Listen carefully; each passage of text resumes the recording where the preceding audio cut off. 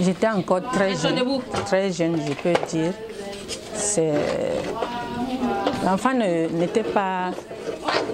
le développement était, je peux dire, très accéléré. L'enfant n'avait pas son âge, grandissait plus que l'âge normal par rapport aux enfants de son âge. Et puis il y avait il était un peu pas très apte à faire certaines choses. Et bon, à l'époque, nous on consultait des psychiatres, des centres de santé de malades mentaux. Voilà, donc c'est comme ça.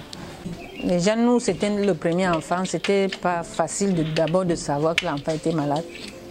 Et c'est en grandissant, peut-être, c'est vers 3 ans, 4 ans, que moi j'ai commencé à constater que l'enfant, on me disait même que ton enfant n'est pas comme les autres enfants. Et bon, moi je ne comprenais pas vraiment. Bon, c'est à l'âge préscolaire déjà que nous avons commencé à constater cela. Bon.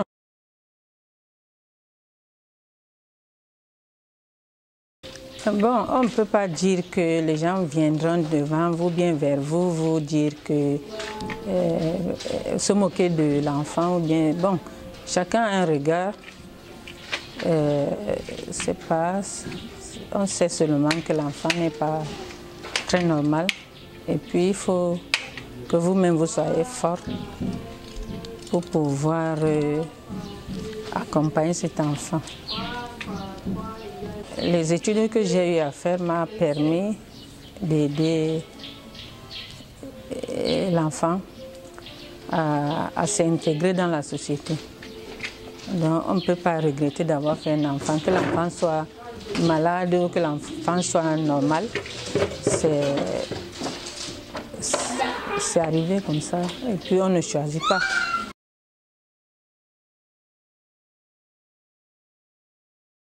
Bon, il n'est pas aussi très touché comme certains enfants, parce qu'il y a des enfants qu'on ne peut même pas contrôler. Il y a des enfants autistes qu'on ne contrôle pas facilement, sauf dans les cas si les parents, par exemple le centre spécialisé peut faire quelque chose. Mais il y a des enfants qui sont aussi moins touchés. Par exemple, mon enfant, lui, il est plutôt calme.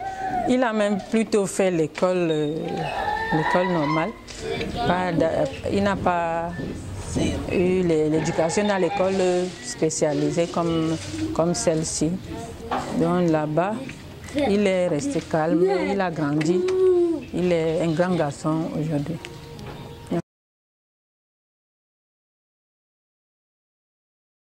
C'est un grand centre, c'est un centre qui rééduque vraiment. Quand j'observe, je vois le travail qui est fait ici.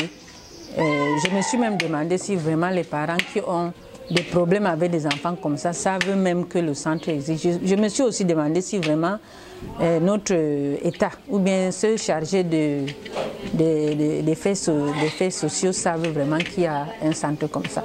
Parce que ici, l'enfant vient.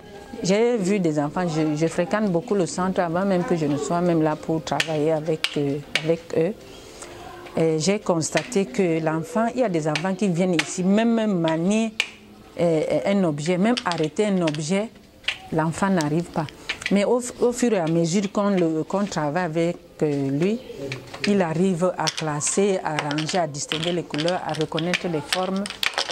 Vraiment, moi, je trouve que le centre fait beaucoup. Et ce qui est à faire, c'est que les parents doivent aussi accompagner le centre. Quand on donne les devoirs à la maison, il faut que les parents assistent l'enfant. Et puis avec le temps aussi, il faut qu'il y ait des acceptations de ces enfants-là dans le futur pour travailler, pour être insérés dans la société.